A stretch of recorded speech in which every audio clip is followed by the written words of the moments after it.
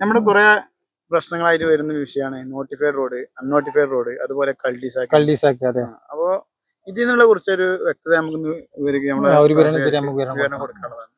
Notified road നമ്മൾ ഉദ്ദേശിക്കുന്നത് എന്താ നമുക്കറിയാം, എന്താണ് ഹൈവേ, സ്റ്റേറ്റ് ഹൈവേ, PW റോഡുകളൊക്കെയാണ് നോട്ടിഫൈഡ്, പഞ്ചായത്തിന്റെ റോഡ്. അതേപോലെ അൺനോട്ടിഫൈഡ് റോഡ് എന്ന് പറഞ്ഞാൽ പിന്നെ പഞ്ചായത്ത് റോഡല്ലാത്ത നോർമൽ പ്രൈവറ്റ് റോഡുകൾ. പിന്നെ പഞ്ചായത്തിന് 6 മീറ്റർ കുറവാണെങ്കിൽ നമുക്ക് അൺനോട്ടിഫൈഡ് റോഡാണ്. അപ്പൊ നോട്ടിഫൈഡ് റോഡാണെങ്കിൽ നമ്മൾ എന്ത് ചെയ്യണം, 3 മീറ്റർ വിടണം. അതെ.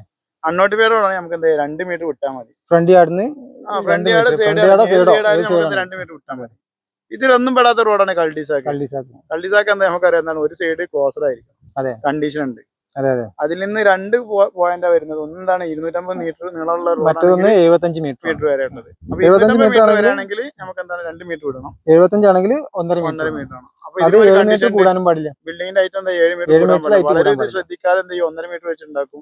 ബിൽഡിംഗിന്റെ ഹൈറ്റ് 2 നില കൂടി കഴിഞ്ഞാൽ ഇതെന്ത് ചെയ്യാം, റൂൾ വയലേഷൻ ആയിട്ട് വരും. പിന്നെ പലർക്കുള്ള ഒരു വിഷയമുണ്ട്, ചെറിയ പ്ലോട്ട് ആണെങ്കിൽ 3 സെന്റ് ആണെങ്കിൽ ഇതൊന്നും ബാധകമല്ല.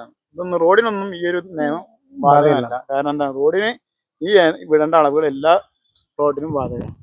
3 സെന്റ് ആണെങ്കിലും 4 സെന്റ് ആണെങ്കിലും ഒക്കെ ഇതേ ഒരു നിയമം തന്നെ.